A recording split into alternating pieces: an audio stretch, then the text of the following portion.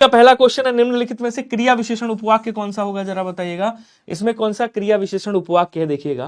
कह रहा गुरु जी ने कहा कल अवकाश रहेगा। क्रिया की विशेषता किसमें बता रहे हैं, तो गुरु जी ने कहा कि ये जो की शब्द है ना, ये क्या हो जाएगा, बोलो सर ये अव्यय उपवाक्य मतलब समुच्चय बोधक अव्यय लगा है। यहाँ पे क्या लगा है, तो आप कहोगे सर समुच्चय बोधक अव्यय लगा है, ध्यान रखिएगा, ठीक है। उसके बाद कह रहा कि मैं जानता हूं कि, यहां पे भी क्या है, यहां पे भी आपका समुच्चय बोधक अव्यय लगा है, ठीक है। उसके बाद कह रहा कि वह पुस्तक कहां है जो मैं लाया था, तो वह पुस्तक कहां है जो मैं लाया था, वह पुस्तक जो यहां पे क्या हो जाएगा, ये भी इसी में आएगा, उपयुक्त में से कोई नहीं। कह रहा जैसी तलाश थी वैसी नौकरी मिल गई। कैसी मिल गई, तो बोले सर वैसी नौकरी मिल गई। ये जो उपवाक्य है ये क्या बनेंगे, ये आपका बन जाएगा क्रिया विशेषण उपवाक्य बनेगा। बी वाला आंसर याद रखिएगा सभी लोग, क्योंकि ये क्रिया की विशेषता बता रहा है। तो जहां क्रिया की विशेषता बताए वो क्रिया उपवाक्य हो गया, ठीक है। इनमें से कौन सा कथन गलत है, दिख रहा है ना सभी को, बताइएगा। इसमें से कौन सा कथन गलत है, ये वर्णमाला का क्वेश्चन है। आपने देखा होगा जूनियर सिस्टम में पिछली बार वर्णमाला से भी क्वेश्चन पूछे गए हैं। तो कह रहा री का उच्चारण स्थान मूर्धा होता है, या और वा को अर्धस्वर भी कहते हैं। स्वरों के उच्चारण में किसी अन्य वर्ण की सहायता नहीं ली जाती है। व्यंजन वर्णों के उच्चारण में स्वरों के उच्चारण से दुगना समय लगता है, या फिर उपयुक्त में से कोई नहीं। कौन सा आंसर होगा बताइएगा। सुलेखा यादव जी, अरुण कुमार जी हैं, रेणु जी हैं, अंशुल कुमार जी हैं, और महेंद्र प्रताप भाई साहब हैं। देखिए री का उच्चारण स्थान ये रा हो गया, ठीक है। आपका री हो, ये वाला सा हो गया था, और उसके बाद आपका ये वाला री हो गया। इन सब का उच्चारण स्थान कहां से होता है, बोलो सर मूर्धा से होता है। और आपका टा वर्ग भी, टा वर्ग कहां से बोला जाता है, बोलो सर टा वर्ग ये पूरा आपका मूर्धा से होता है। या और वा को अर्धस्वर कहते हैं, बोलो सर बिल्कुल कहा जाता है इनको। अब कह रहा स्वरों के उच्चारण में किसी अन्य वर्ण की सहायता नहीं ली जाती, बोलो सर एकदम सही है भाई, किसी की भी सहायता नहीं ली जाती, बोलो सर ये भी सही है। फिर गलत कौन सा है भाई, कह रहा कि गलत पूछना है, व्यंजन वर्णों के उच्चारण में स्वरों के उच्चारण से दुगना समय लगता है। बिल्कुल नहीं, ये तो स्वर की सहायता से बोले जाते हैं। जितना स्वर के उच्चारण में लगेगा उतना इसमें लगेगा, कोई भी दुगना समय नहीं लगता है, ध्यान रखिएगा। तो यहां जो आंसर हो जाएगा आपका क्या बनेगा, डी वाला आंसर हो जाएगा। बाकी सारे सही हैं, ये डी वाला गलत है। बोलो क्लियर है सभी को, वेरी गुड। अगला क्वेश्चन कह रहा है इनमें से कौन सा कथन सही है आपको बताना है। थोड़ा सा स्पीड में आंसर करिएगा, मैं पढ़ रहा हूं। कह रहा मात्राओं का स्वर से कोई संबंध नहीं है। इसमें सही कथन बताना है आपको। उच्चारण की दृष्टि से उ और उ ओष्ठ्य माने गए हैं। समस्त स्वर महाप्राण होते हैं। विसर्ग की गणना नासिक वर्णों में की जाती है। उपयुक्त में से कोई नहीं। देखिए अगर हम केटीएम 2 की बात करें, जैसे केटीएम 2 कहते हो ना आप, केटीएम 2 स्वरों को थोड़ा बता रहा हूं, इसका पहले इसका बता रहा हूं। यहां पे देखिए कंठ से कौन से आ और आ बोला जाता है, आपको खूब अच्छे से मालूम है। तालव्य से कौन सा ई और ई बोला जाता है, स्वर की बात कर रहे हैं हम लोग, ठीक है ना। मूर्धन्य से आपका री बोला जाता है, केवल दंत से कोई भी स्वर नहीं बोला जाता है। ओष्ठ से आपका उ बोला जाता है, और कौन सा ओ बोला जाता है। अब देखिए ये जो ए और ए है ना, ये ए और ए जो है ये आपका किससे बोला जाता है, आप कहोगे सर कंठ तालव्य से बोलते हैं। कंठ तालव्य से क्यों, क्योंकि ये ई और भाई ये किससे मिलकर के बना है, देखिए बता देता हूं। कंठ तालव्य से क्या बोला जाता है, कंठ तालव्य से आपका ए और ए बोला जाता है, ठीक है। क्यों, क्योंकि ये जो है ये किससे मिलकर के बना है, आप कहोगे सर ये जो है ये आपका आ और ई से मिलकर के बना है।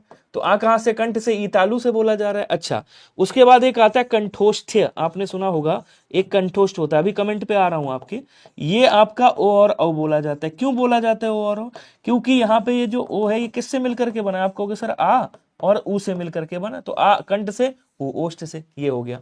इसका मतलब ये वाला स्टेटमेंट क्या है आपका सही है। मात्राओं का स्वर से कोई संबंध नहीं है। अरे मात्राओं से ही तो स्वर निकलते भाई, स्वर से ही तो मात्राएं निकलती हैं, बोले सर संबंध है, तो ये गलत हो गया। समस्त स्वर महाप्राण होते हैं, जी नहीं, समस्त स्वर अल्प प्राण होते हैं, सघोष होते हैं। क्या होते हैं, ये अल्प प्राण होते हैं, याद रखिएगा। और क्या होते हैं बोले सर, और ये सघोष होते हैं। अल्प प्राण और सघोष होते हैं। विसर्ग की गणना नासिक में की जाती है, बोले सर एकदम नहीं। नासिक में अनुस्वार की गणना की जाती है, मतलब जब अनुस्वार आप करते हो, और पंचमाक्षर की गणना की जाती है। यहाँ पे लिख देता हूं, जो पंचमाक्षर आपके होते हैं कौन कौन से, काखा गाघा अंगा, जैसे ये हो गए काखा गाघा अंगा, टाठा डाढ़ा, और नहीं चाचा जाजा यहाँ, टाठा डाढ़ा, ताथा दाधा ना, और पापा बाबा माँ, ये आपके 5 नासिक में आते हैं, याद रखिएगा। सर जी 360 डिग्री फुल एक्सप्लेनेशन दीजिए, जिससे हिंदी एक्स्ट्रा पढ़ना ना पड़े, ठीक है जी, ऐसे ही करूंगा। तो यहाँ पे क्या हो जाएगा, बोलो सर यहाँ पे आपका इनमें से कौन सा कथन सही है ये कह रहा है, तो यही वाला सही होगा, बी वाला। क्लियर है सभी को, पूरा पोस्टमार्टम कर दिया है इसका। देखो इसके बारे में भी मैंने आपको बता दिया, पंचमाक्षर नासिक के कौन से होते हैं, पंचमाक्षर होते हैं। मात्राओं का स्वर से संबंध होता है भाई। स्वर कितने होते हैं, टोटल 11 स्वर होते हैं आपके, 11 स्वर होते हैं और इनकी 10 मात्राएं होती हैं, क्योंकि लघु वा की मात्रा नहीं होती है, इनकी 10 मात्राएं होती हैं, ये याद रखिएगा। क्लियर है सभी को? चलिए आगे चलते हैं। विसर्ग संधि से निर्मित शब्द समूह नहीं है, ये थोड़ा सा बड़ा है लेकिन मैं आपको ट्रिक बताऊंगा और वो पूरा ट्रिक पे समाहित हो जाएगा, ठीक है।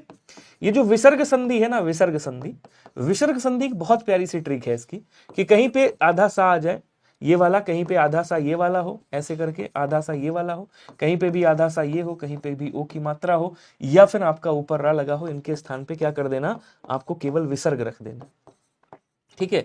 सब कैसे बन जाएंगे, बोलो सर, सब आपके विसर्ग संधि बन जाएंगे। जैसे आपने कहा यहाँ पे क्या बोलते हैं, इसको पहले करते हैं, श्रेष्कर, इसको तोड़ोगे यहाँ पे क्या निकलेगा, श्रे, सा के स्थान पे 2 बिंदी मारी और उसके बाद लिख दिया कर, ठीक है।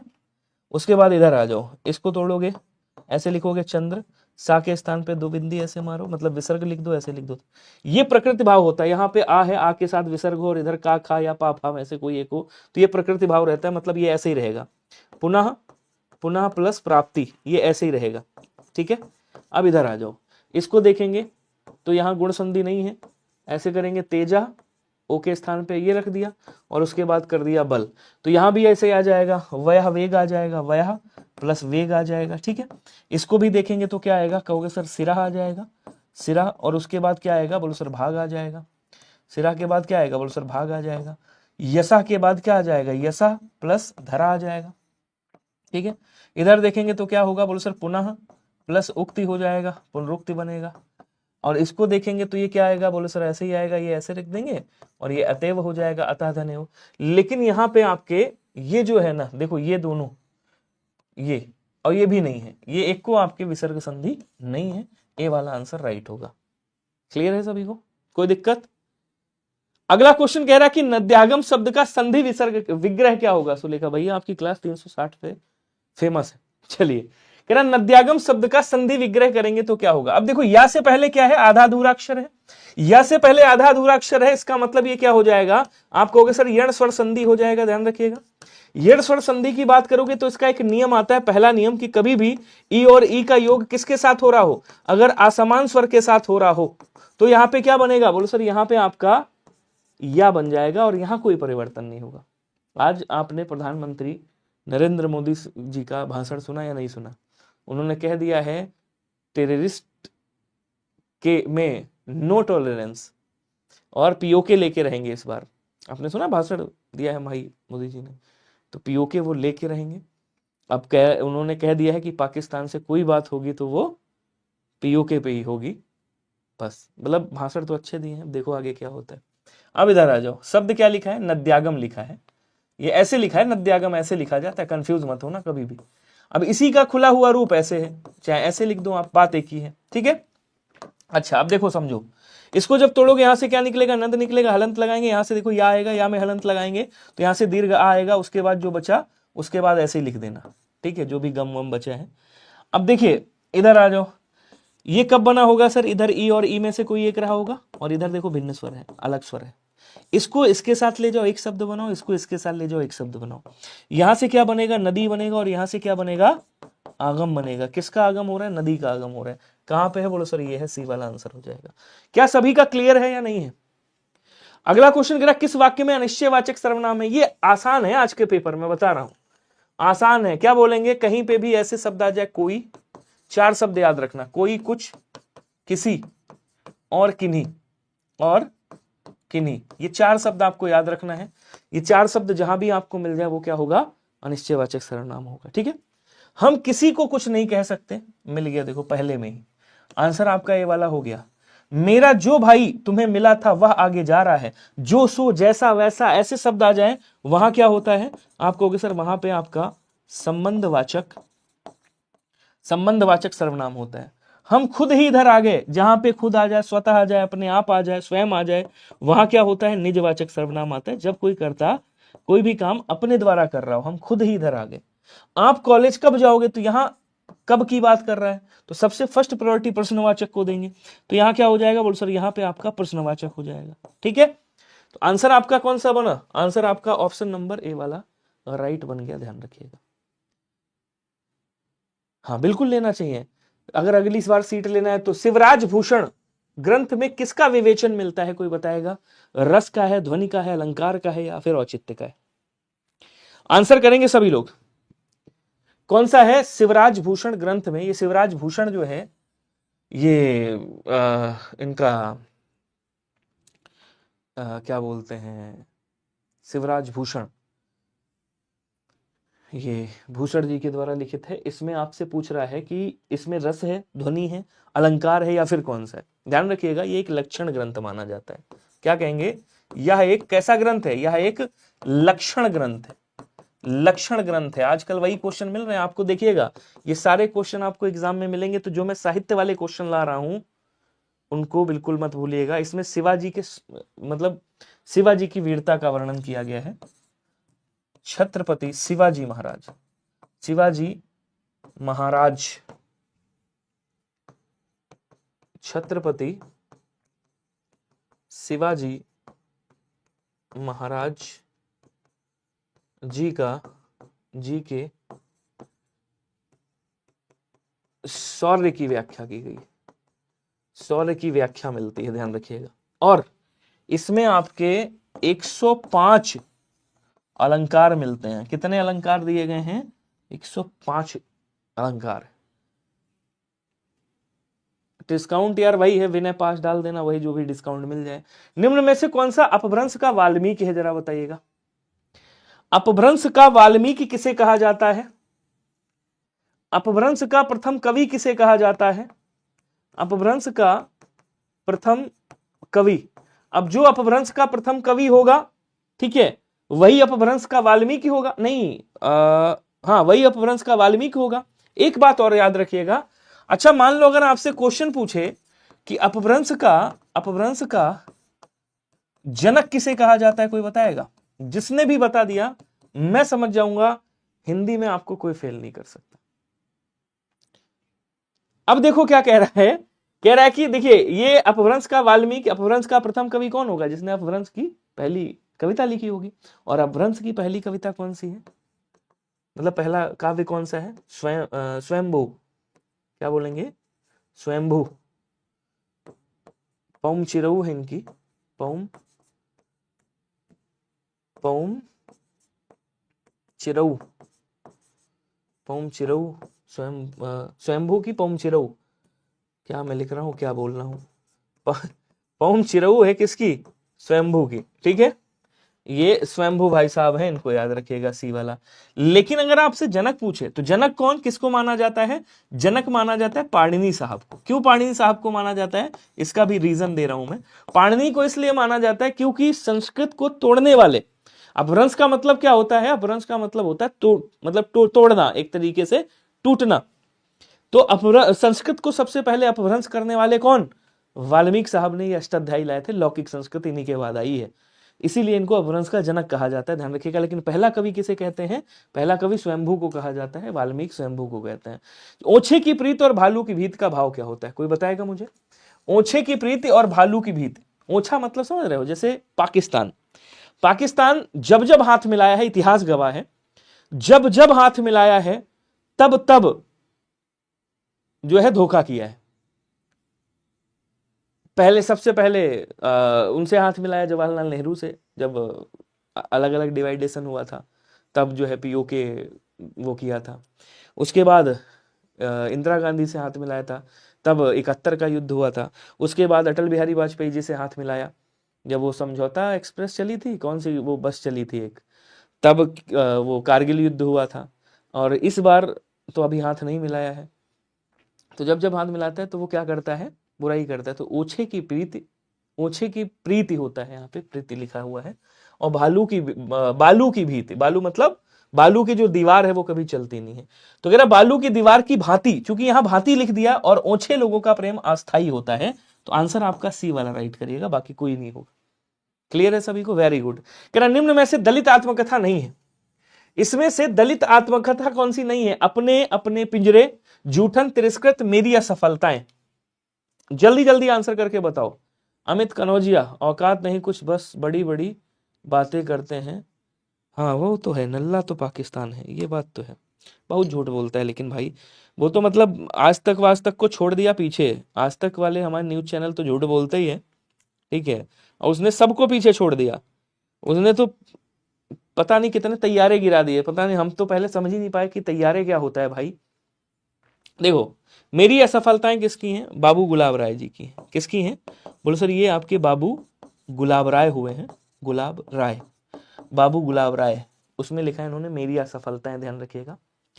इसमें आपके सूरजपाल चौहान हुए हैं, सूरजपाल चौहान, इन्होंने दलितों की सच्चाई लिखी है, मतलब उनके ऊपर जो वो हो रहा था तिरस्कृत में, इन्होंने सच्चाई लिखी है। उसके बाद ओम प्रकाश वाल्मीकि हुए हैं, ओम प्रकाश वाल्मीकि साहब, इन्होंने भी जूठन लिखा है दलितों के ऊपर। उसके बाद अपने अपने पिंजड़े, मोहनदास नैमी सारण्य नाम है इनका, मोहन दास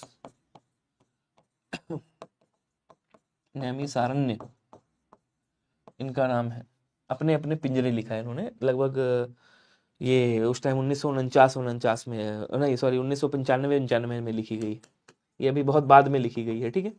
अब कह रहा है कि इसमें दलित आत्मकथा नहीं है। देखो, अपने अपने पिंजरे इन्होंने भी आत्मकथा लिखी है, लेकिन ये दलितों के ऊपर है, ठीक है। तो ये तो है साहब। जूठन भी जो है ओम प्रकाश वाल्मीकि जी ने लिखा है, उन्होंने भी अपनी आत्मकथा में जूठन में दलितों के बारे में लिखा है, कैसे उनको जो है मतलब दबाया जाता था। तिरस्कृत में सूरजपाल चौहान ने दलितों की सच्चाई लिखी है कि उनके ऊपर कैसा जुर्म होता था ऊंची उनके द्वारा। तो इसमें भी, लेकिन मेरी असफलताएं, इन्होंने अपनी असफलताएं लिखी हैं बाबू गुलाब राय जी ने। तो ये आपकी जो है आत्मकथा नहीं है, वो आत्मकथा तो है, ये आत्मकथा तो है, निबंध के रूप में आत्मकथा है, लेकिन आत्मकथा चारों है, लेकिन दलितों के ऊपर ये वाली नहीं है। बाकी ये तीनों जो है ये दलितों के ऊपर है, ध्यान रखिएगा। ठीक है ना। आदिकाल को बीजपन काल किसने कहा है, कोई बताएगा? बीजपन काल किसने कहा है? आदिकाल को बीजपन काल किसने कहा है? सभी लोग आंसर करके बताएगा। देखो समझो, अगर आप बात करोगे आदिकाल को, सबसे पहले तो आदिकाल किसने कहा है, तो अगर आपसे पूछे आदिकाल को आदिकाल किसने कहा है, आदिकाल, तो आप क्या कहोगे? ये हजारी प्रसाद द्विवेदी जी ने कहा है। किसने? हजारी प्रसाद द्विवेदी साहब ने कहा है, ध्यान रखिएगा, ठीक है। उसके बाद बात क्या आती है? बोलो सर वीरगाथा काल किसने कहा है? तो जो रामचंद्र जी हैं, वीरगाथा काल कहा है इन्होंने, वीरगाथा काल। वीरगाथा काल किसने कहा है? आचार्य रामचंद्र शुक्ल जी ने कहा है, ध्यान रखिएगा।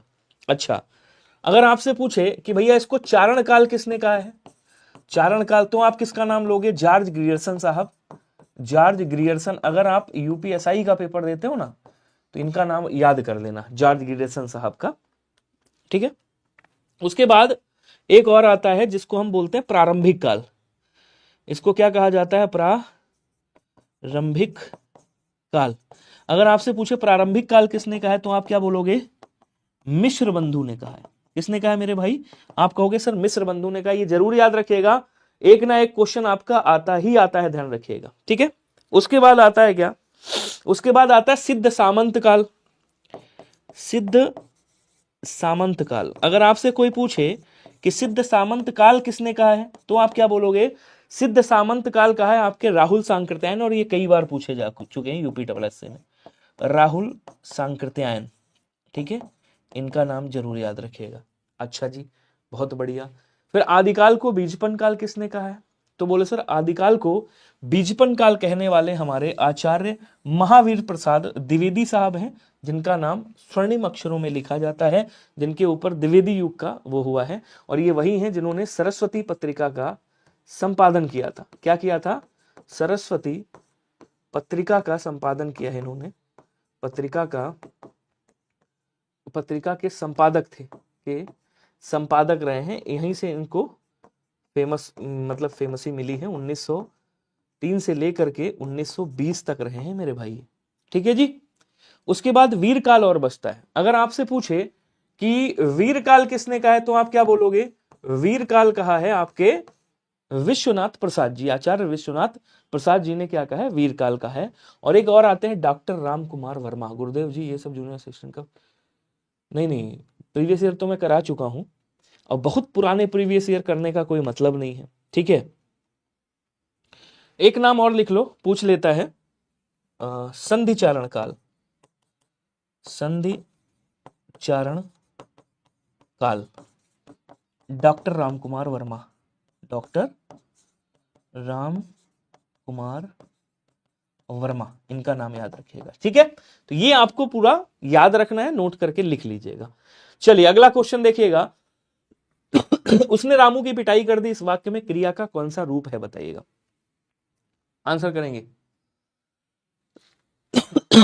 देखिए कह रहा उसने रामू की पिटाई कर और दी, ये भी क्या है कहोगे सर क्रिया है, और ये भी क्या है आप कहोगे सर क्रिया है। देखिए जब दो अलग अलग असमान क्रियाएं आपस में मिलती हैं तो वहां क्या होता है, बोलो सर वहां पे आपकी संयुक्त क्रिया का निर्माण होता है, याद रखिएगा। तो ये कौन सी क्रिया है, आप कहोगे सर संयुक्त क्रिया। संयुक्त क्रिया के 11 भेद होते हैं, ये कौन सा है, बोलो सर ये निश्चय बोधक संयुक्त क्रिया। कौन सी है ये, आप कहोगे सर ये निश्चय बोधक संयुक्त क्रिया है, ध्यान रखिएगा, निश्चय बोधक संयुक्त क्रिया। क्लियर है सभी को, कोई दिक्कत। पूर्वकालिक क्रिया की अगर आप बस आपसे बात करें तो एक ट्रिक है, वो आपको याद रखनी है, हमेशा के लिए काम आएगी, कि कभी भी अगर क्रिया के साथ में क्या लगा हो, क्रिया के साथ में कर या करके लगा हो, धातु के साथ में कर या करके लगा हो, वहां हमेशा पूर्वकालिक क्रिया होती है। उसने नहाकर खाना खाया, उसने नहाकर खाएगा, अब चला जाए, नहीं अब पढ़कर क्या होगा, ऐसे वाक्य आपके पूर्वकालिक क्रिया कहलाते हैं। आंसर आपका बी वाला यहां पे राइट हो जाएगा, ध्यान रखिएगा। क्वेश्चन अगला कह रहा है इनमें से किस वाक्य में द्विकर्मक क्रिया है बताइएगा। आंसर करेंगे सभी लोग, स्पीड थोड़ा सा बढ़ा के, क्रिस्टल एंड क्लियर, बहुत बढ़िया कनौजिया साहब। कह रहा है इनमें से किस वाक्य में द्विकर्मक क्रिया है। वंदना और सीता नियमित रूप से घूमने जाती हैं, तो घूमना टहलना ये सब क्या है, बोलो सर अकर्मक क्रिया, तो ये अकर्मक क्रिया है, अकर्मक क्रिया। ठीक है, कर्म नहीं है इसमें। इससे पूछो क्या घूमने जाती, नहीं पता, अकर्मक है। प्राचार्य ने विद्यार्थियों को पुरस्कार दिए, मनीष चाय भी पीता है और दूध भी, तो चाय और दूध, ठीक है, ये दोनों एक कर्म में आएंगे, दो कर्म में नहीं आएंगे। कह रहा ये एक कर्मक क्रिया है, लिख देता हूं कैसी है, आप कहोगे सर एक कर्मक क्रिया है, ध्यान रखिएगा। ठीक है, उसके बाद कह रहा है पंकज प्रतिदिन आइसक्रीम और मिठाई खाता है, तो आइसक्रीम और मिठाई ये भी एक कर्मक क्रिया है, एक कर्मक है तो ये भी एक कर्मक हो जाएगी। बचा कौन सा, ये वाला देखिएगा, यहां पे क्या कह रहा है, बी इज राइट आंसर। कह रहा है कि विद्यार्थियों को, प्राचार्य ने किसको, विद्यार्थियों को, एक कर्म ये हो गया, क्या दिया भैया, पुरस्कार दिया, दूसरा कर्म ये हो गया, तो क्रिया के साथ दो कर्म है, द्विकर्मक क्रिया।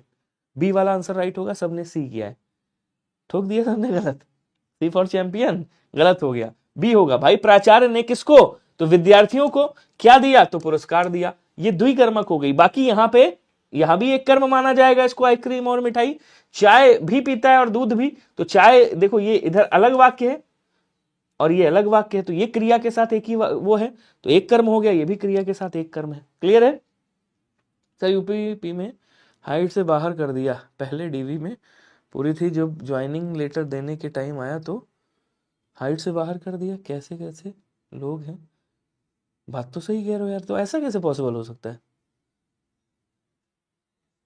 अच्छा अगला क्वेश्चन कह रहा है कि मोहन सोहन से अच्छा है, वाक्य में प्रयुक्त विशेषण की अवस्था बताइएगा कौन सी। अब देखिए अगर देखिए विशेषण की कुछ तुलनात्मक अवस्थाएं होती हैं, अगर आपसे पूछे कि भैया विशेषण की अवस्थाएं कितनी हैं, अवस्थाएं, तो आप क्या कहोगे, विशेषण की जो अवस्थाएं होती हैं वो 3 होती हैं, ये तुलनात्मक अवस्थाएं हैं, मूलावस्था, उत्तरावस्था, उत्तमावस्था, प्रथमावस्था नहीं होती है।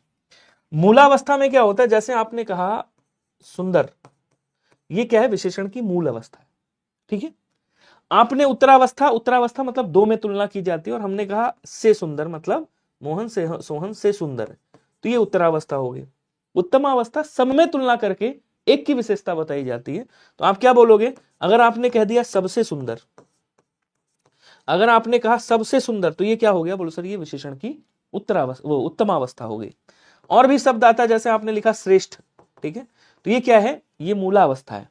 अब इसकी अगर उत्तरावस्था बनानी तो आपको क्या करना है, आपको ऐसे लिखना है श्रेष्ठ, और यहां से उधार मांग लेना एक ता और एक रा, जैसे पाकिस्तान ने पैसे मांगे, तो ये श्रेष्ठतर बन जाएगा, और यहीं पे उधार मांग लेना भैया श्रेष्ठ और तम लगा दिया ता और मां, तो ये क्या बन गया, उत्तम अवस्था। अब कह रहा मोहन सोहन से अच्छा है, मोहन और सोहन में कंपेयर हो रहा है और से अच्छा बता रहा है, तो यहां क्या हो जाएगा, यहां उत्तरावस्था हो जाएगा, बी वाला आंसर राइट होगा। क्या समझ में आया। अगला क्वेश्चन देखो, कह रहा है इनमें से वह शब्द बताइए जिसका वचन अथवा लिंग किसी भी परिस्थिति में नहीं बदलता है। आलसी है, लिपि है, दीवार है, जल है, देखो आलसी का आलस बन जाएगा, ठीक है, आलसियों बन जाएगा। लिपि का लिपियां बन जाएगा, देखो चेंज हो गया वचन। दीवार का दीवारें बना सकते हैं, यहां भी चेंज हो गया। क्या इसको बदल सकते हो? नहीं बदल सकते। वैसे ये सदैव एक वचन में रहता है, ठीक है, और एक वचन और पुल्लिंग में, तो इसमें बदलाव नहीं होता है। अगला कह रहा है कि निम्नलिखित वाक्यों में से अपूर्ण भूतकाल कौन सा है, बताइएगा। देखो अपूर्ण भूतकाल में क्या होता है, मैंने आपको बताया था कि कहीं भी आपको ऐसे मिल जाए रहा था, रही थी, या फिर रहे थे, या फिर ता था मिल जाए, या फिर ती थी मिल जाए, या फिर ते थे मिल जाए, मतलब मैंने जब भूतकाल में देखा था तो क्रिया जारी थी। अब क्रिया हो गई है या नहीं हो गई इसका मुझे ज्ञान नहीं है। भूतकाल में क्रिया जारी थी। आपने कहा हम घूमने जाएंगे, तो आएंगे जाएंगे खाएंगे पिएंगे ऐश करेंगे, और क्या मैंने आपको बताया था गाना याद रखिएगा, ये आपका सामान्य भविष्यकाल हो जाएगा। ये क्या होगा, आपको होगा सर सामान्य भविष्यकाल हो जाएगा, ध्यान रखिएगा। क्लियर है सभी को? चलिए अब कह रहा मुझे बाहर जाना है, देखो कह रहा मुझे बाहर जाना है, तो ये भी भविष्य की ही बात कर रहा है, गया नहीं है, जाना है, इसको भी इसी में ले आओ। मां खाना बना चुकी है, क्रिया के ठीक बाद अगर है लग जाए, हूं लग जाए, या फिर है लग जाए, तो वहां क्या होता है, बोलो सर वहां आसन्न भूत होता है। आसन्न मतलब निकट, अभी अभी कुछ समय पहले समाप्त हुई है क्रिया, तो ये क्या हो गया, आसन्न भूत हो गया। अब कह रहे रामू खाना खा रहा था, रामू खाना खाता था, ऐसे वाक्य आ जाए, ये क्या है, अपूर्ण भूतकाल है। भूतकाल में क्रिया जारी थी, हो गई है नहीं हो गई मुझे बिल्कुल नहीं पता। बलि वेदी में कारक की दृष्टि से कौन सा समास है, बताइएगा। जैसे क्वेश्चन आता है, आपको याद होगा, एक होता है पशु बलि, एक होता है पशु बलि, और एक होता है बलि पशु, और लोग इसी में कंफ्यूज हो जाते हैं। पशु बलि, सॉरी, पशु बलि, और एक होता है बलि पशु। दोनों में जमीन आसमान का अंतर है, पता है आपको, दोनों में जमीन आसमान का अंतर है। खैर पहले मैं इसका फोड़ता हूं फिर उसको बताता हूं। देखो बलि वेदी मतलब आप कहोगे सर, आप कहोगे बलि के लिए, बलि के लिए क्या बनाओ, वेदी बनाओ। तो बलि के लिए क्या बन गई, वेदी बन गई। तो जिसके लिए क्रिया की जाए वहां क्या होता है, वहां पे आपका संप्रदान तत्पुरुष होता है। आंसर तो आपका मिल गया भैया, क्या होगा, संप्रदान तत्पुरुष होगा, बी वाला आंसर राइट हो जाएगा। क्लियर है? अब इधर आ जाओ, आपने कहा बलि पशु और पशु बलि, तो पशु बलि का मतलब क्या हो गया, पशु की बलि, यानी कि की निकला, तो क्या हो जाएगा, संबंध तत्पुरुष, ठीक है। और यहां क्या कह रहा, बलि पशु मतलब बलि के लिए पशु, इसका मतलब यहां क्या हो गया, यहां हो गया आपका संप्रदान तत्पुरुष। बताओ अंतर है या नहीं है, बताओ भाई अंतर है या नहीं है, और इसी में लोग कंफ्यूज हो जाते हैं, ध्यान रखना। हाँ हाँ चौधरी जी पढ़ते रहो, कह रहा है वहां भी पढ़ते रहो। जिस पर आक्रमण हो उसे क्या कहा जाता है, आक्रांता, अजय, आक्रांत, या फिर अभियुक्त। अभियुक्त का मतलब क्या होता है, जिस पर अभियोग लगाया गया हो, या जिस पर मुकदमा दायर हो, ठीक है। आक्रांता का मतलब क्या होता है, आक्रांता मतलब होता है जिसने आक्रमण या हमला किया हो, ठीक है। अजेय का मतलब क्या होता है, जिसे जीता ना जा सके, उसे क्या बोलेंगे, अजेय बोला जाता है। आक्रांत का मतलब क्या होता है, आक्रांत का मतलब होता है जिस पर आक्रमण किया गया हो। एक शब्द आता है आपका अनाक्रांता, और एक शब्द आता है आपका अनाक्रांत। अनाक्रांत दोनों को याद रखना है आपको। अनाक्रांता का मतलब क्या होता है, अनाक्रांता का मतलब होता है जिसने आक्रमण ना किया हो, ना किया हो, उसे क्या कहते हैं, अनाक्रांता। और अनाक्रांत का मतलब क्या होता है, जिस पर आक्रमण ना हुआ हो, ना हुआ हो, उसे हम क्या कहते हैं, उसे हम कहते हैं अनाक्रांत। क्लियर है? आपके क्लास में कम व्यूज होने का दुख होता है, पर कंपटीशन कम रहेगा इसके लेकर खुशी भी होती है। देखो एक्चुअली है क्या कि व्यूज कम होने का रीजन होता है और व्यूज ज्यादा होने का भी रीजन होता है। व्यूज कम होने का रीजन क्या होता है कि जैसे अब मुझे तो उतना ज़्यादा आता नहीं कि मैं बैठूं, उतना समय नहीं है कि मैं अपनी क्लास पे बैठूं और उस पर काम करूं। उस पर कुछ टैग्स वगैरह होते हैं, जैसे क्लास आपकी सर्चिंग में आती है, ठीक है, वो हमारी टीम उतना ज़्यादा एक्टिव है नहीं, कर भी नहीं पाती है। अच्छा, और अदर चैनल पे क्या है, अदर चैनल पे इन चीज़ों में बड़ा एक्टिव हैं लोग कि प्रमोशन में, प्रमोशन करना, पेड प्रमोशन करना। तो हमारे यहाँ पेड प्रमोशन कुछ नहीं, जो भी है एक्चुअल है, जो भी चल रहा है वो चीज़ होता है। बस यही है, अब क्या बताऊं। चलो आ जाओ, पढ़ते हैं, आगे पढ़ते हैं। अभी तो ये चलता रहेगा, तो सब सिस्टम है, चलता है, कभी ज़्यादा कभी कम, कहते हैं ना कि कभी ज़्यादा कभी कम पीते हैं। चलो आ जाओ। चलो अगला क्वेश्चन देखो, कह रहा निम्नलिखित में से कौन सा विदेशी शब्द है, आपको बताना है इसमें से विदेशी शब्द कौन सा है। कह रहा आवारा है, गोदाम है, इस्तीफा है, दीवार है। विदेशी, अच्छा विदेशी शब्द अरबी भाषा का होना चाहिए। अब मैंने आपको बताया था, जैसे मान लो तुर्की का याद करना, देखा तुर्की कितना कमीना है, तुर्की कितना कमीना है। जैसे ही हम लोगों ने पाकिस्तान के उस पे आक्रमण किया, उस पे तुरंत तुर्की अपने ड्रोन लेकर के आ गया, कहा ये लो भैया तुम ड्रोन जो है भारत पे फेंक दो। लेकिन उसे ये नहीं पता भारत ने खुद अपने आप से लेजर ट्रीटमेंट उसका स्टार्ट कर दिया है कि तुम भेजो, हम तुमको लेजर से दगा देते हैं, हमारा पैसा भी नहीं जाएगा, कम खर्च में तुम्हारा उड़ जाएगा। तो तुर्की बड़ा बदतमीज है। तो जितने मारकाट वाले हैं ना, ये सब तुर्की भाषा से लिए जाते हैं, तुर्की भाषा वाले शब्द। आवारा हो गया, दरोगा हो गया, कैंची हो गया, कैंची हो गया, बारूद हो गया, ठीक है ना, बारूद है, और क्या बोलते, लाश है, बेगम है, बेगम भी मारकाट वाली होती, जब शादी होगी तब बताना। बीबी है, बीबी से भिड़ोगे मार पीट पाट देगी। अच्छा, तो पुर्तगाली थोड़ा सीधे साधे थे, आपको पता होगा, मतलब सीधे तो खैर नहीं थे लेकिन ठीक ठाक थे। तो ये घर गृहस्थी का सामान ज्यादा बनाते थे। तो जहां पे घर गृहस्थी का सामान आ जाए वो किसका, वो समझ लो पुर्तगाली भाषा से लिया गया, ठीक है।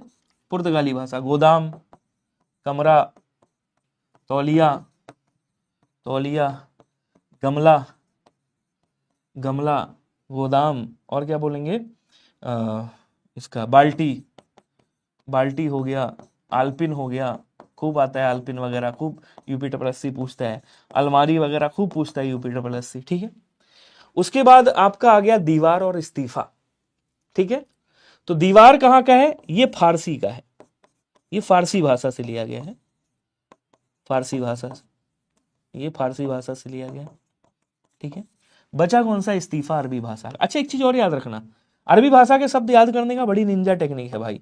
जितने कानून से संबंधित है, जैसे अदालत, दफा, मुकदमा, मुकदमा, और क्या बोलेंगे, वकील, तारीख पे तारीख, तारीख पे तारीख, नहीं मिला इंसाफ योर ऑनर, ठीक है। और क्या, दफा हो गया, मुकदमा हो गया, हाजिर, हाजिर भी तो कराता है जज, अल्लाह, अल्लाह, और क्या बोलेंगे, आदमी, औरत, आदमी, औरत, आदमी, औरत, ये सब कहाँ के हैं, ये सब अरबी भाषा के। क्लियर है? अब आ जाओ, चलते हैं आगे। सी वाला आंसर राइट हो गया। क्वेश्चन अगला क्या कह रहा है, अच्छा एक चीज और है, जैसे जो समझ गया कि यार विनय भैया पढ़ा रहे, जैसे इलाहाबाद हाई कोर्ट में मैं पढ़ा रहा था, क्लास ले रहा था, पूरे यूट्यूब पे सबसे ज्यादा बच्चे थे। रीजन, अब उनको पता चल गया, अब बच्चे से बच्चा, बच्चे से बच्चा धीरे धीरे बढ़ता गया, क्लास आती गई, बढ़िया चलती गई। तो ये सब समय होता है, समय सब चलता रहता है। टीका शब्द का अर्थ इसमें से नहीं है, कौन सा नहीं है बताइएगा, सभी लोग आंसर करेंगे। ये टीका है। एक टीका का मतलब क्या होता है, जिसको हम बोलते हैं मांग टीका, मांग टीका, ये क्या होता है, बोलो सर, ये आभूषण होता है, आभूषण, ठीक है। आभूषण विशेष गहना भी कह सकते हो, एक ही बात है। और टीका का मतलब तिलक भी होता है, टीका का मतलब विशेष गहना भी होता है। टीका करना मतलब व्याख्या करना, तो व्याख्या भी होता है, लेकिन टीका का मतलब घमंड नहीं होता है। सी वाला आंसर राइट कर देंगे।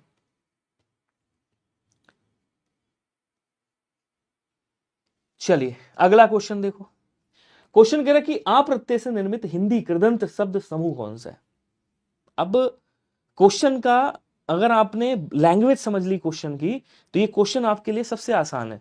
बेशक इसमें जितने भी शब्द हों, आपको ज्यादा शब्दों से मतलब नहीं, हालांकि मैं तोड़ दूंगा कई सारे शब्दों को, आप समझिएगा। यहां कह क्या रहा है, कह रहा है आ प्रत्यय होना चाहिए, प्रत्यय मतलब बाद में लगा हो, दीर्घ आ लगा हो, ठीक है। लेकिन शब्द कैसा होना चाहिए, कृदंत शब्द होना चाहिए। कहने का मतलब ये हो गया, कृदंत शब्द कम बनता है। ये क्या है, ये क्रिया है, धातु है, ये क्रिया की धातु है, ठीक है ना, ये क्रिया की धातु है, और धातु के साथ में जो प्रत्यय लगता है, इस प्रत्यय को कृत प्रत्यय कहते हैं, और इनसे जो शब्द बनता है, इनसे जो शब्द बनता है, इस शब्द को हम कृदंत शब्द कहते हैं, याद रखिएगा। क्लियर है। तो आपको देखना है कि यहां पे कौन सा ऐसा शब्द है जो क्रिया से बना हुआ है। देखो, जैसे आपने कहा घेरना क्रिया थी, तो घेर बना और आ लिख दिया यहां पे। जैसे छापना क्रिया थी, तो आपने छाप लिखा और आ लिख दिया, धातु है ये सब। उतारना क्रिया थी, उतर लिखा, उतार लिखा आपने, उतार, और यहां पे आ लिख दिया, तो उतारा हो गया। उसके बाद झटकना था, तो यहां पे झटक लिख दिया और आ बना दिया, झटक भाई झटका हो गया, ठीक है। तो आपने देखा ये भी धातु है, ये भी धातु है, ये भी धातु है, ये भी धातु है। तो इनसे जो शब्द बनेगा, इनसे जो भी शब्द बनेंगे, वो शब्द क्या कहलाएंगे, वो शब्द कृदंत शब्द कहलाएंगे। इसका मतलब ये कृदंत शब्द है सर फिर तो। मैं कहा बिल्कुल है भाई। और कौन कौन से कृदंत शब्द हैं, देखिए ऐसे बताता हूं। फेरना से फेरा हो गया, लेकिन ये नहीं होगा, क्योंकि भूख क्या है, भूख जो है भाववाचक संज्ञा है। ये आपका कौन सा है, ये आपका तद्धित प्रत्यय है, मतलब तद्धितांत शब्द है। रगड़ना से रगड़ हो गया, ये भी आपका क्या बोलते हैं, ये भी है, ये भी आपका है यही। मेल से मेला हो गया, तो मेल क्या है, भाव, ओ मेल, हाँ मिलना नहीं, मेल में मेल भाव है, धातु है, सॉरी भाव है, तो यहां पे क्या हो गया, बोल सर ये मेला बन गया, ये भी नहीं होगा। जोड़ना से जोड़ बन गया, ये है। तोड़ना से तोड़ा बन गया, ये भी है। बोझ से बोझा बना, ये नहीं होगा। धोना से धोया बन गया, भाई ये भी नहीं होगा, क्योंकि ये धोया, धोना से धोया, यहाँ पे आ या भी लगा हुआ है, इसको हटा दो। झगड़ना से झगड़ा बन गया, ये है, ये नहीं होगा। टोटा बैठा होगा, ठीक है ना। चूरा है, ये भी नहीं होगा, चूर से चूरा। तो आंसर आपका केवल ए वाला बनेगा। क्लियर है सभी को। अगला क्वेश्चन देखो, कह रहा है कि कहां गया, चलो आ जाओ। निम्नलिखित में से किस शब्द में इत प्रत्यय नहीं है, बताइएगा। इत प्रत्यय नहीं है, कौन सा प्रत्यय, इत प्रत्यय नहीं है। तोड़ लो, ये आसान है। इसको तोड़ोगे क्या निकलेगा, आप कहोगे सर जब इसको तोड़ेंगे हम, तो यहां से निकलेगा कलंक, और उसके बाद क्या आ जाएगा, इत आएगा। इसको तोड़ेंगे तो क्या आएगा, आप कहोगे सर आनंद, और उसके बाद क्या आ जाएगा, इत आ जाएगा। इसको तोड़ेंगे तो क्या आएगा, आप कहोगे सर पुष्प आएगा, और उसके बाद क्या होगा, इत आ जाएगा। अब इधर इसको तोड़ दो, आपने कहा इसको तोड़ेंगे तो क्या निकलेगा, इंसान, और उसके बाद देखो ईयत प्रत्यय लगा है यहाँ पे। कौन सा प्रत्यय है, ईयत प्रत्यय। बाकी सब में क्या है, इत प्रत्यय है। इसका मतलब ये वाला जो आंसर होगा वो क्या है, वो ईयत प्रत्यय वाला है, ना कि इत प्रत्यय वाला है। बाकी सब में आपने देखा यहां भी इत है, यहां भी इत है, यहां भी इत। अगला क्वेश्चन कह रहा है कि सूची 1 को सूची 2 के साथ मिलान करना है और बताना है आंसर कौन सा होगा। जल्दी जल्दी कमेंट करेंगे। क्या बात है, बहुत बढ़िया। चलिए आंसर करिएगा। इलाहाबाद हाईकोर्ट की हिंदी पढ़े थे फाइनल में। अच्छा, अब कह रहा है तिल का ताड़ करना। तिल का ताड़ करना मतलब किसी बात को, छोटी बात को बढ़ा चढ़ाकर लंबी बना देना, ठीक है। डूबते को तिनके का सहारा, ये करा चुका हूं क्या मैं एक बार क्वेश्चन। निराशा में आशा की झलक, जान पर खेलना, साहसिक कार्य करना, घर का न घाट का कहीं का ना होना। तो ये इसके साथ मिल गया, और ये इसके साथ मिल गया, और ये जो है ये आ गया क्या बोलते इसके साथ। तो ये किसके साथ आ जाएगा, इसके साथ, मतलब पहले का तीसरा, ये वाला आंसर हो जाएगा। सी वाला आंसर आपका राइट होगा। क्लियर। क्वेश्चन अगला कह रहा है सूची 1 को साथ सूची 2 को मिलाना है। हथेली पर सरसों जमाना, अंधों का हाथी होना, अंडे का शहजादा होना, आंधी की आम होना। तो कह रहा है हथेली पर सरसों जमाना मतलब कठिन, मतलब असंभव कार्य करना एक तरीके से। हथेली पे कौन सरसों जमा पाएगा। अगर आता हथेली पे दही जमाना तो हो जाता उतावलीपन का कार्य करना। तो कह रहा हथेली पर सरसों जमाना कठिन और असंभव कार्य, असंभव कार्य करना, सही है। अंधों का हाथी और अंडे का शहजादा अनुभवहीन, ये इसके साथ मिल गया। आंधी की आम होना असामयिक लाभ हो गया, और अंडे का शहजादा हो गया सॉरी, हाँ, अंडे का शहजादा अनुभवी और अंधों का हाथी होना, ये पूरी बात ना समझना। तो पहले का तीसरा यहां पे भी है, इसका मतलब आंसर यहां पे भी यही वाला हो जाएगा, बी वाला। क्लियर है या नहीं? क्लियर? चलिए 25 में 24, क्या बात है, बहुत बढ़िया जी। संजय जी, हेतु हेतु मत भविष्य काल। अब कह रहा हेतु हेतु मत भविष्य काल का उदाहरण कौन सा है, जरा बताइएगा। कौन सा नहीं है ये पूछा है, कौन सा नहीं है, ठीक है। बिजली चमके, देखो मेरे क्वेश्चन फंसे ना फंसे डजंट मैटर है, और क्वेश्चन फंसते भी हैं वैसे, आप लोगों ने अगर पढ़ा होगा तो आपको पता होगा, लेकिन कॉन्सेप्ट सारे फंसेंगे, और कॉन्सेप्ट से ही क्वेश्चन होते हैं, याद रखना, ठीक है।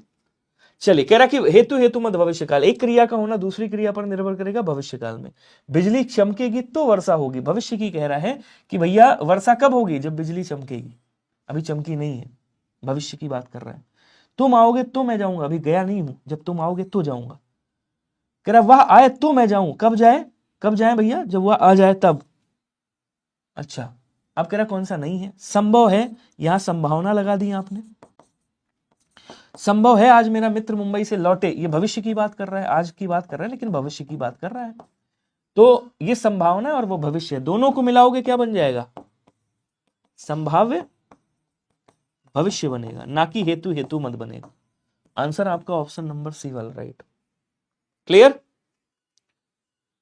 ज्यादा लेट कर प्रणाम मत करो यार मनीष। वाक्य विन्यास किसकी बात करता है, जब वाक्य विन्यास की बात करता है ना, तो एक बात अपने मन में हमेशा याद रखना, वाक्य विन्यास और पदक्रम की बात करें तो एक बात जरूर याद रखना, लास्ट में सबसे पहले क्रिया देखना, क्योंकि आपने पढ़ा होगा जब आप वाक्य रचना करते हो तो सबसे पहले कर्ता आता है, कर्ता के बाद कर्म आता है, कर्म के बाद क्रिया आती है, क्रिया के बाद सहायक क्रिया आती है, मतलब क्रिया अंत में होगी।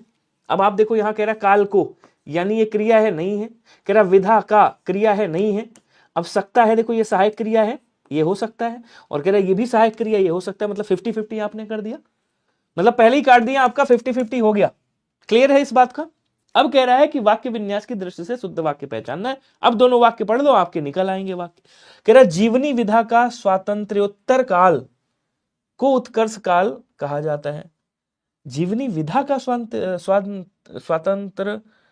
स्वातंत्र्योत्तर काल को उत्कर्ष काल कहा जाता है, और कह रहा स्वातंत्र्योत्तर काल को जीवनी विधा का उत्कर्ष काल कहा जाता है। तो दोनों में कौन सही लग रहा है? यहां जीवनी विधा का स्वतंत्र उत्तर काल नहीं होगा, स्वातंत्रोत्तर काल को जीवनी विधा का उत्कर्ष काल कहा जाता है। डी वाला आंसर राइट हो जाएगा। क्लियर है सभी को? डी राइट होगा। चलिए अगला क्वेश्चन क्या कह रहा है, देखो इस विकल्प में लोकोक्ति और उसका अर्थ सुमेलित नहीं है। अब इसमें से ऐसा कौन सा है जिसका अर्थ सुमेलित नहीं है? ध्यान से पढ़ना, क्वेश्चन इंपॉर्टेंट है। कह रहा गुड़ खाए गुलगुले से परहेज कर रहा है, कि गुड़ खा रहे हो गुलगुले से परहेज कर रहे हो। यार बात तो वही है, इसका मतलब आप झूठा दिखावा कर रहे हो, ठीक है। रस्सी जल गई पर ऐठन नहीं गई, बुरी हालत में भी अकड़ नहीं छोड़ रहा है बंदा। और कह रहा रमता जोगी बहता पानी, यायावार जिसका कोई पता नहीं, यायावार मतलब जो एक स्थान पर टिक कर नहीं रहता, एक स्थान से दूसरे स्थान पर जा सकता है। प्यादे से फर्जी भयो और टेढ़ो टेढ़ हो जाए, अधकचरे ज्ञान वाले से काम करना खतरनाक है। क्या कह रहा है? प्यादे से फर्जी भयो और टेढ़े टेढ़े जाए। अब देखो समझना, गुड़ खाए गुलगुले से परहेज। अब लोग आंसर बताओ। अच्छा मैं देखूं जरा, चेक करूं किसका किसका आंसर सही आ रहा है। एक बार बताएगा, मीनाक्षी सिंह जी, सुलेखा यादव जी, शशि यादव जी, आकाश यादव है, संजय भाई साहब है, सुधा कुमारी है, सभी लोग आंसर कर दो, फिर मैं थोड़ा सा देखूं किसका किसका आंसर सही आ रहा है। जल्दी जल्दी आंसर करिएगा। देखिए इनका आंसर आया है, यादव जी का क्या नाम है, डी आंसर आया है। और कौन है भाई? संजय यादव जी का डी आया है। और थोड़ा स्पीड बढ़ाओ ना आंसर की, पढ़ लिया नहीं पढ़ लिया अच्छे से? शशि यादव जी का ए आया है। मैं फिर से पढ़ के सुनाता हूं।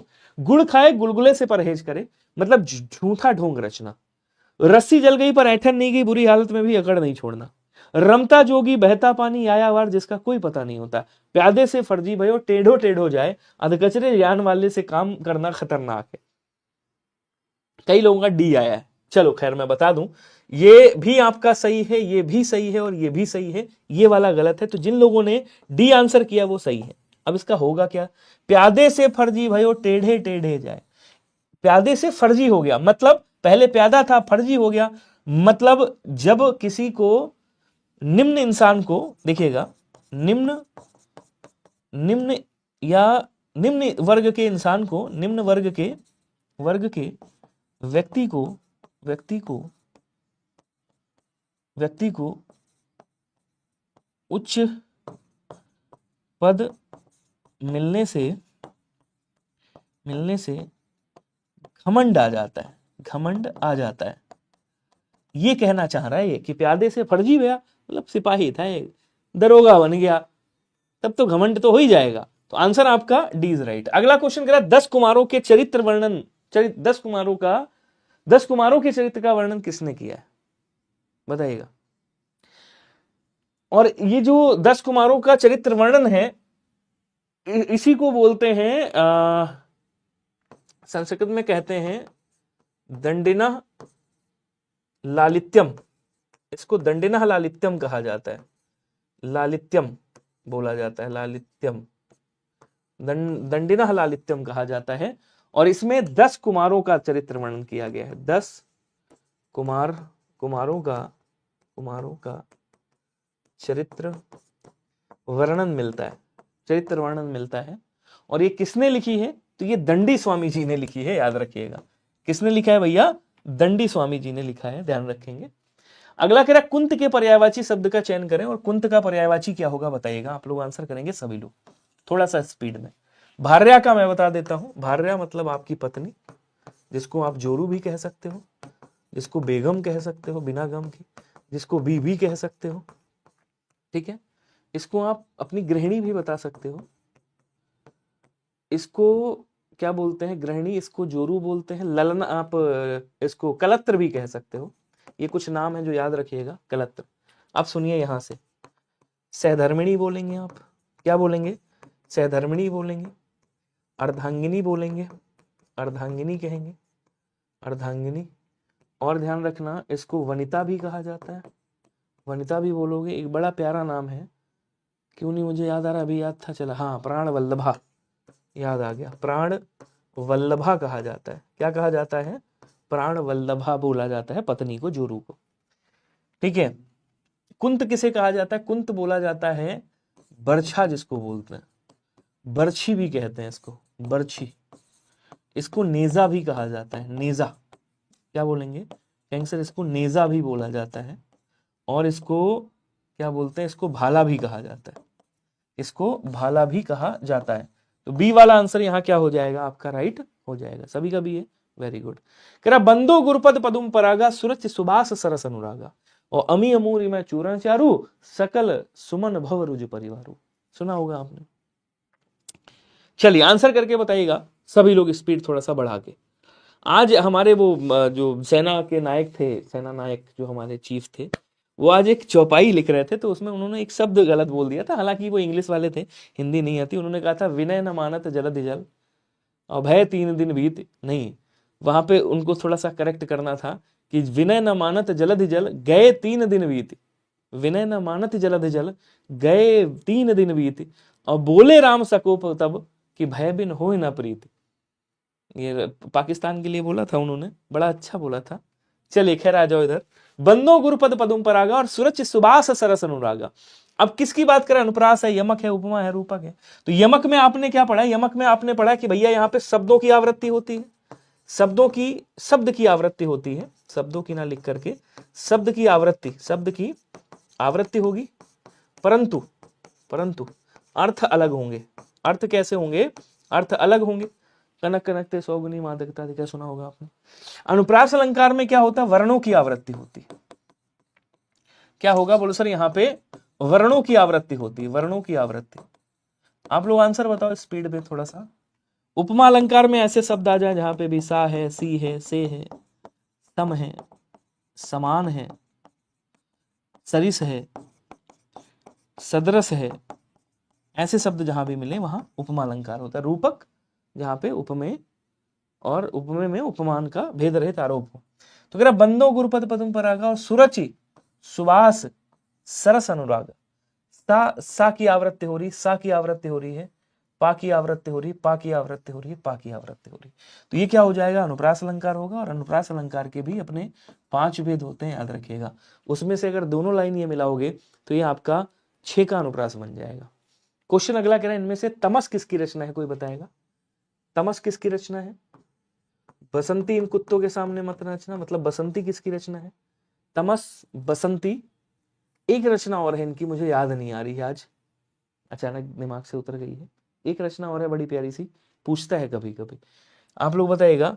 यशपाल की रचना आपको याद रखना है। एक इनकी रचना है झूठा सच, यही पूछेगा, इसके अलावा नहीं पूछेगा। और एक इनकी रचना है देशद्रोही। ये भी इन्होंने, ये झूठा सच जो है ये पाकिस्तान पे ही लिखी है इन्होंने। तो इनकी झूठा सच में भी 29 जून को आ सकता है। रीजन, अभी पाकिस्तान और इंडिया का मतलब वॉर भी चल रहा था, तो ये दोनों रचनाएं आने की संभावना है। क्योंकि एग्जामिनर भी ये सोचता है कि जो दैनिक दिनचर्या चल रहा है, चलो उसी पे कुछ क्वेश्चन बना देते हैं। तो अगर ऐसा मूड है तो फिर ये क्वेश्चन पूछ लेगा। और यहाँ पे तमस किसकी है? भीष्म साहनी जी की है, याद रखिएगा, जिनकी रचना का नाम बसंती भी।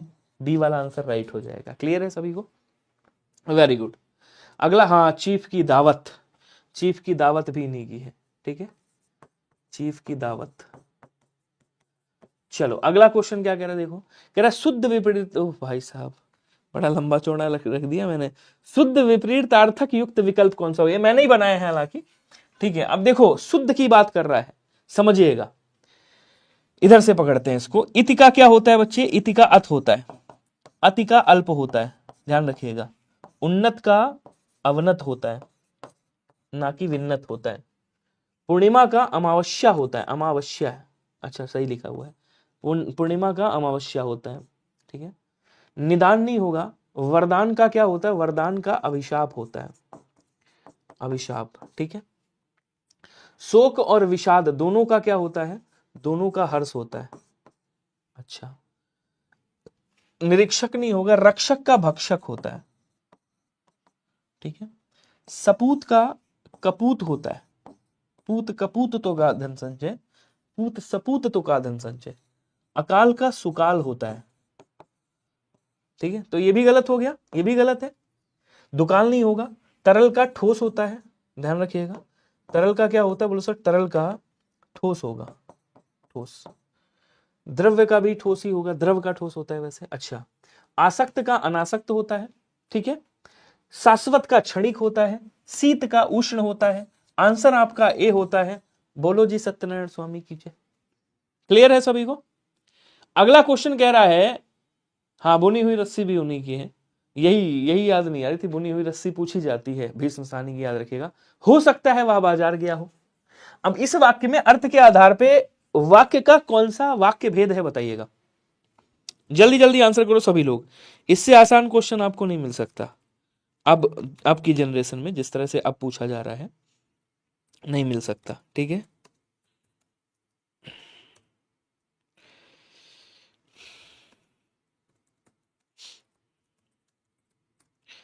बताइएगा।